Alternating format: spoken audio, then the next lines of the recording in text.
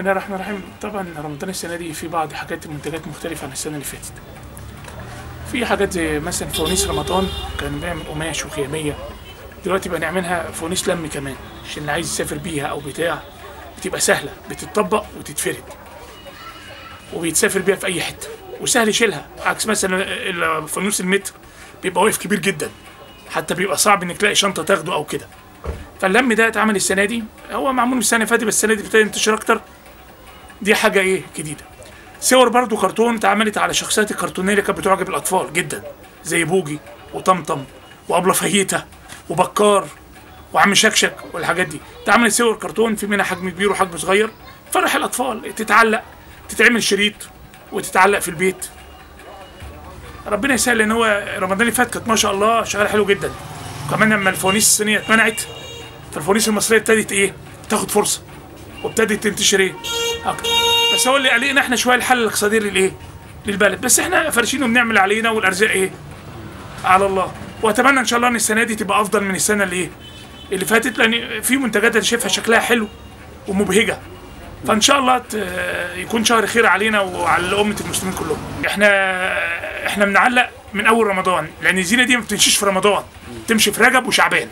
تو ما ابتدى رمضان خلاص بيكون اللي اشترى سواء لو كافيهات او شقق او بيوت او فيلل او حاجه، كله بيشتري في رجب وشعبان.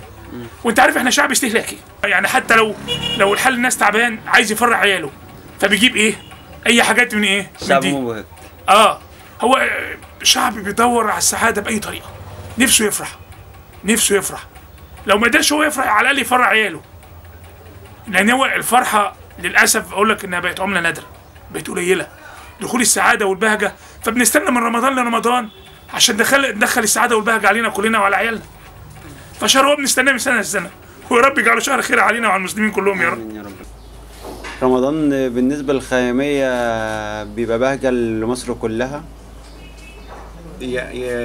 تقريبا كان الاول المصريين متعودين ان هم يجيبوا زينه ورق موجود جاهز، بيشتروه من الموسك بالمتر ويبيعوه للناس تعلقوا. فاصبح دلوقتي طبعا الشكل الخياميه وقماش الطبع بيدي بهجه جميله، والالوان بتاعته الكحلي والاحمر والاخضر والالوانات البني، يعني الوانات كتير قوي طلعت بالنسبه المطبع الطبع اللي موجود وبيشتغلوا بيه. ده بتبقى ناحيه جماليه وفي نفس الوقت احياء للتراث الاسلامي والعربي الموجود.